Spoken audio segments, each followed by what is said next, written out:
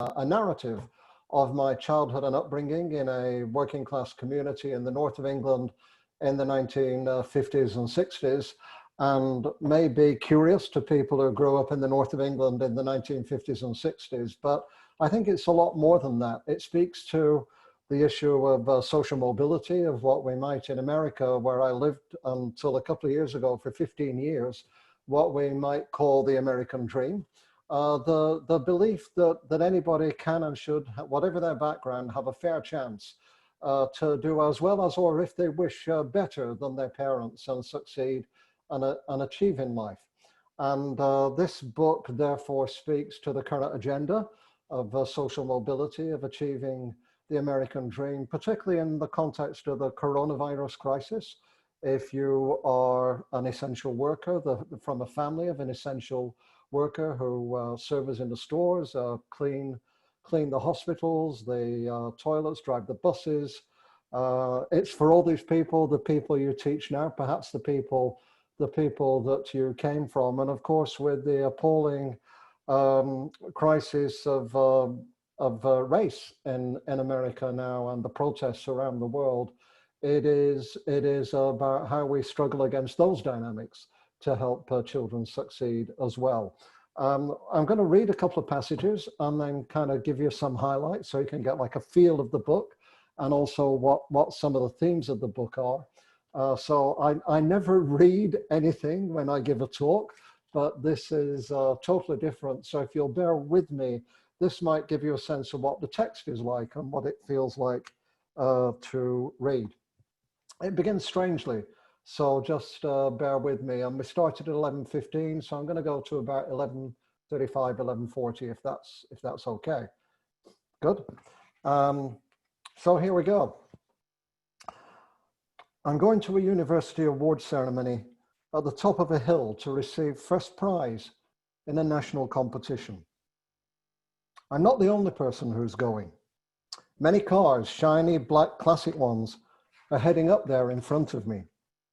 Looking down, I realize I'm not in the same kind of vehicle as theirs. I'm lying on my stomach, arms out in front of me, pulling my car and myself up the hill with my hands. It's incredibly hard work. I look up. The other cars are getting away from me, so I pull harder, dragging myself forward, knuckles bleeding. Suddenly, I feel a surge of power in my arms. Improbably, I start to catch up, then I overtake them. When I reach the summit, I'm the first to arrive. It's surreal, literally. Then the dream, for that's what it is, turns into a back and forth composite of two scenes. In one, I'm surrounded by ethereal academics, Oxbridge and Harvard types, in an oak-beamed room. They're asking me pointed questions about esoteric aspects of art, literature, and history. One shows me the parchment of a classic poem written by a famous ancestor of his with barely discernible words in Latin that he presumes I can interpret. I'm mystified by this and by other questions from his colleagues as I clumsily bluff my way through them, acutely aware that he and the others may catch me out at any moment. These donnish scholars assume and almost insist I must already know all the answers to the competition I won, that it was all part of the cultured person I'm supposed to be. What they don't know is that I looked up all the answers, spending hour after hour, day after day, deliberately memorizing what they imagined I should already have possessed. I succeeded illegitimately, it seems, and any moment now, someone will find out and my award will be null and void. This isn't a fictional dream. When I was putting the final touches to this book, it's one that woke me up sweating in the middle of the night. It doesn't take a doctorate in psychoanalysis to interpret it. It's about the experience of social mobility, like Curtis Mayfield's 1970 lyrics about the African American community that urges them to move on up towards your destination. You may still find, from time to time, complications. This is not just my dream, not just my narrative of social mobility. It's a narrative of many. It's a narrative of women It's the narrative of African Americans. It's the narrative of Mexican farm laborers and immigrants. It's the narrative of all kinds of people who have to struggle, who have to pull twice as hard with half as much just to get to where other people are. And then even when they get there, they're given the feeling that somehow they've got there simply by the shabby secret of sheer hard work, rather than the inner knowledge and grace and dignity and casual references to culture that everybody else in a private school or a suburban education or family easily acquired as they moved on up. This is about the nature of social mobility, but also, crucially, the experience of social mobility. Because if we don't enable people to handle the experience of social mobility, they'll easily be pushed back by the obstacles, sometimes our obstacles, that stand in our favor. Social mobility, the concept, was invented by an American, actually a Russian immigrant, Petrim Sorokin, in 1929, who was an opponent of the Communist Party in Russia, became a professor at the University of St. Petersburg, and after being imprisoned and sentenced to death at one point, emigrated to the United States. His view was we shouldn't overthrow social stratification, the difference between social classes, the dictatorship of the proletariat, if you like, but that we should find a way to live with social stratification, with differences, even with some inequality, and have movement up and down between the different layers. And he talked about two kinds of social mobility. One is the one most of us think about, where individuals move, whatever their background, to wherever they want to be, to live the dream. The other that I'll get onto is where the levels move closer to each other. So you still have differences, but the differences are not so stark as they are now in the world and in America, where vast amounts of money are owned by tiny percentages of the population. The heyday of social mobility was my childhood. It was about the 1960s to the 1970s, when there was more upward movement than any time before or since, because of a baby boom, because of the growth of the public state, of teaching, of universities, because of the growth of consumer goods, and because, frankly, many middle-class people and their families passed away during wartime. So there was net room for people to move up. Since the early 1980s, as people like Bob Putnam, who wrote Bowling Alone, have pointed out in his book, Our Kids, social mobility has become harder and harder for more people than ever it was before. It's as hard now to be upwardly mobile in America as it was, say, in the 1920s. And two of the worst places for living the American dream in society at the moment are the UK, where I was born, and the US, where I've just finished working. And here I am, I'm here to help you. So what does this mean when we live in a time when there's less rather than more social mobility? What does it mean for us? What does it mean for how we teach our kids? What does it mean for education and social policy? In America, the narratives of social mobility are triumphal. You've probably read them. Tara Westover's Educated, a woman who suffered abuse from a family of Mormon scrap metal dealers and moved on to do a PhD at Cambridge University and become a New York Times bestselling writer. J.D. Vance, who left the hillbillies of Appalachia, Middletown, Ohio, to move on to Yale and write a book called Hillbilly Elegy. They feel triumphant that they made it despite the overwhelming obstacles that they faced. But it's not the only narrative there is of social mobility. If you're Drake, the Canadian rap star that some of you will know, coming from a modest home, he sings, and there'll be no bad language here, but almost. He sings, started from the bottom, now my whole team effing here. And what Drake has is a sense of gloating, of push it in your face defiance, that he's made it despite everything, and is now making thousands of dollars a show. Or it's Tonya Harding. And Tonya Harding, the first woman to do the triple axel, was constantly pushed back by the judges because she wanted to skate to rock music. of her background rather than the orchestral classics that defined the culture of figure skating at the time.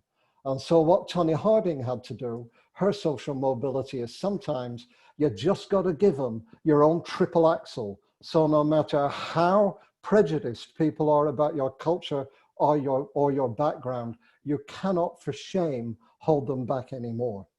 These are some of the narratives, the British narrative, because it's so British. Think, you know, all those repressed characters in PBS drama is a narrative of angst and struggle and feeling, though you move, you belong neither to one place nor the other. You're caught really between two worlds, the world where you came from and the world that you've moved to. And you never feel completely easy with either of these. How did this play out for me?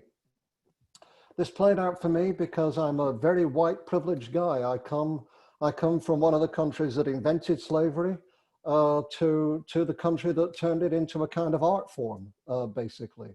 So my history is undeniably, even though I'm working class, one of white privilege. But many people like me also struggle in their own way. Many of us struggle, and we need to find a world now where we don't pit one kind of struggle against another, but we bring many people's struggles together and empathize with each other in a common quest for more equity and inclusion and tolerance and acceptance. How did these narratives play out for me? They played out when I was in primary school, way back in primary school, when at age 7, I was given a reading test. And the reading test, I had no idea the significance at the time. I was just called out to the head of kindergarten and given a vocabulary test. And I read through it. And I remember the last word I could read and the first word I couldn't. And the last word I could read, because this is how tests are, was pneumonia. Pretty good for a 7-year-old. And I knew what it meant. The first word I couldn't read was syphis. You probably don't even know what it means, but it begins with PS. And it means pulmonary wasting disease. Why on earth somebody should have 2 consecutive items on a vocabulary test for a 7-year-old that both defined pulmonary wasting diseases is absolutely beyond me. But that test decided which track I would go into in primary school, the A track or the B track. And years later, when I went back to lay the foundation stone of my old primary school, they asked me back to do that with my best astonishing teacher who taught me when I was age 10. When I went back, they gave me the class lists of children who entered those streams at age 7 and children who left at age 11 and which schools they went to. And about 70% of the A stream that I went into went on to an academic grammar school for the top 20%. And 0% of the B stream went to the academic grammar school for the top 20%. And then we had a test called the 11 plus at age 11. It caused me much stress and anxiety. Looking back, I write in the book what this was like. My parents thought I had leukemia. They thought I had anemia. They thought I had all kinds of things. But I took the test and passed. And my 2 brothers, 3 and 6 years older than me, took the test and failed. And eventually I went across, decided at age 11, to the university on the other side of the country. And they went down to work in factories at the bottom of the hill. This is how social mobility begins and how social mobility ends. At age, just before age 11, we also had a stroke of luck. I was brought up in a rented 2-up, 2-down terraced house. We moved at age 5 on the back of a coal truck because we couldn't afford a removal lorry up to the social housing on the top of the hill. And then at age 10, my dad won a newspaper competition rating the 12 best reasons for brushing your teeth and putting a caption as to why that was the case. This single piece of luck enabled us to move down the hill to a house of our own, still no bathroom, still no inside toilet, but it was a house of our own. And now we had different neighbors. And our neighbors were office workers, policemen, um, people who worked in small businesses, teachers. Suddenly the people we mix with and were influenced by were a different kinds of group than the one we had upon the social welfare estate. And that was purely social mobility is sometimes also a stroke of luck. And then when I went to secondary school, you'll look at my school reports, and in the first year, I was in the top stream of 3 streams. So I was in the top 30% to the top 20%. And I was top of the class in 3 or 4 subjects. I was the top boy in a town of 40,000, in a 40,000 people. Pretty impressive. And then when my wife and I were looking through my old school reports, because we kept them a few years ago, we looked at these reports, and suddenly at age 14, 15, they read, I was not 1, 2, 3, 4. I was 13th, 15th, 26th. There were only 25 in the class, but I was 26th. And they said things like, disappointing result, could do much better. And I turned around to my wife and I said, so what do you think was behind this? Was it just like adolescence and distraction? She said, no, it's obvious. Your dad died. When I was 12 years old, my dad died. My mum struggled with 3 jobs. She was an essential worker. She cleaned people's houses. She looked after people's children. She worked in the local store. She struggled hard to raise 3 boys. And for about 2 years, she managed to find her way through, as many working class women do. Then it became too much. She collapsed with a nervous breakdown. She had agoraphobia. She couldn't leave the house. She couldn't get out of bed till 11 in the morning. She became addicted to barbiturates to help her sleep. Took her years to get off them. We moved on to welfare because she wasn't working anymore. And the consequence of this was I never got to school before 11 o'clock, because first I had to get up, light the fire, vacuum the house. By the way, if I'm ever divorced or widowed, I'm great at vacuuming. I'm a really good catch. Go out and buy like the joints of meat and the vegetables till my grandma could come up at about 10:30 or 11, and then I went to school. And I never knew my school knew about this until the truancy officer arrived, because I had 25 absences in one semester, which is a third of the year in England, 5 weeks missing of school. And when I went to school, when I arrived, what lessons was I missing? Maths. I was brilliant in maths till age 12. My arithmetic is still fantastic. My algebra is pitiful. So is my trigonometry, so is my calculus. And still to this day, well, till 5 years ago, my anxiety dreams were always, I walk into school, there's a math test. I turn over the paper. I don't even know what the questions mean. And sometimes I'm walking around the school, not even being able to find where the test is. I had all these struggles at home. I was raising my family instead of my family raising me. And there's so many kids like this now. And you know, when they apply for university, there's nowhere they can put that on their college entry application. What the college entry application wants is, what teams were you on? What clubs were you in? Which places have you traveled to? Which internships have you done? Well, I had no chance, and kids like me, to go on teams, to be in clubs, because I was looking after my mum. I was stopping her from dying because she also gave up eating. I was trying to look after my family. I was trying to negotiate a set of friends at home, including the local gangs, and then my kind of artsy friends in school on the other side of town, and somehow make those 2 cultures meet, with some very awkward moments in either culture where suddenly you're saying or doing the wrong thing compared to the culture that you had. My high school, not my primary school, failed to deal with me as a whole child. It failed even to talk about the fact that my father was dead. I didn't need more time on math, more practice on math. I just needed people to understand that my math achievement had a lot to do with my life circumstances. There was no whole child then. There was no wraparound school. There was a history curriculum that I also failed first time when I went to university, because it was all about popes and prime ministers and other great men in history that didn't have any connection to my surrounded life. How did I get through history?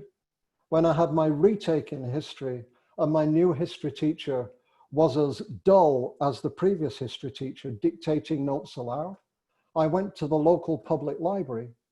And at the local public library, I looked at past exam papers and realized that each one had 3 questions on social and economic history, the history of my people, the history of people who made things, who created innovation, who built the society, not the great men who got the credit for driving the society at the end.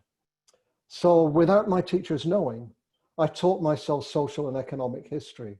And when they handed out the exam results at age 18 on postcards, they were utterly aghast that after a year of turning in miserable assignments on things I wasn't interested in, on items I didn't care about, I gained a grade A, the top grade in history, because that was my triple axel. And I had to get it all by myself without any of their help. These are some of the things. There are others in the book. There are things about being ADHD. If you follow Twitter, you'll see what that is like. And they would have medicated me now for being ADHD. Some people probably still want to, but it was my gift. And my best primary teacher actually understood how to let me be my ADHD without being too much of it, so that it got in the way of the other people around me. She didn't medicate me, she didn't intervene. So there's many kinds of issues like this, but the basic narrative is how do you get social mobility? How do you experience it? How do you manage it? How do your schools help and not help you over time? And what does that mean in this world of lower social mobility now for, let's just say, 4 things? Can we create wraparound schools? And my colleague Mary Walsh at Boston College has a whole network of these now, which deal not just with the child and their studies, but the child and their emotions, the child and their family, that serve the community as well as serving the curriculum. As we've said in the coronavirus crisis, Maslow before Bloom. Maslow before Bloom. If we've realized anything, that is a compelling imperative right now. Do we deal with the whole child and not just the bits of the child that are in our subject, or in math, or in literacy, or whatever it might be? What does a good CV look like? Should there be a space on a CV that asks everybody, what responsibilities have you performed for your family? Very simple. Because I think in many of the elite, you'll find kids who perform no responsibilities for their family, but have been on every club, every travel excursion, every opportunity that would advance their career that they can possibly imagine. And last, let's make internships illegal. Let's make them illegal because it's unpaid labor. Let's make internships legal only if they come from a certified, accredited high school program, vocational college program, or university program, so that everybody gets a chance to go and have an internship at Goldman Sachs, not just somebody who already has an inside connection and a handshake with Goldman Sachs. So let's not have free unpaid labor for the corporate sector. And let's not give cushy internships for the elite and working at the local superstore for the kids who can't get that over time. Social mobility, whatever we call it, the American dream, is something we truly need to address now after coronavirus, so that it's a stronger possibility for more young people to achieve it, and it's a less alienating experience for them being caught between 2 worlds once they actually have it. Andy, what a powerful presentation, and so point on in terms of what we're all thinking about today. I think you were definitely worth waiting for. Thank you for joining us today. Everyone, would you thank Andy? I know you can wave, you can also use your chat box if you will. I'd be happy to copy those. Andy, one of the great things about remote delivery is that a lot of people can come together from disparate, very different places around the country and get to see you at the same time. One of the difficulties of it is you can't get to hear them all and you can't talk at all because we end up talking over each other. But we do want to thank you so much for being with us today. What we're going to do now, folks, is we're going to be switching in just a moment to breakout rooms. The breakout rooms will last for 15 minutes. You'll be randomly assigned, if you wish to participate, to a breakout room. If you'd rather not participate in the breakout rooms, that's fine. During the breakout room time, you can talk about Andy's message, his experience with social mobility. And I loved your point about privilege. And it's something that I don't think, talk enough about, and we seem to be uncomfortable talking about white privilege. And I think that's a really important thing for us to be able to have a conversation about, so we understand what that means and how different it is for different people in our society in terms of how an interaction with a police officer might be. No. That your race, your age, but particularly your race, has a huge impact. No. And I don't think many of us really fully understand that. Anyhow, we're going to switch to breakout rooms in just a moment. I see many of you have gone ahead and put chat items in, and I will copy those so I can share those with Andy in just a moment. If you don't want to participate in the breakout room, you can go ahead and, oh, there's your book. By the way, those of you who are interested in the book, you can order it, of course, but we're also going to make it available to everyone who attends the next national conference. We're going to go ahead and go to breakout rooms right now. And if you want to stay with us, please do. And the breakout rooms will be open for about 15 minutes. And so I'll go ahead and create the breakout rooms right now. And they are now open. Thanks, everyone, for joining us.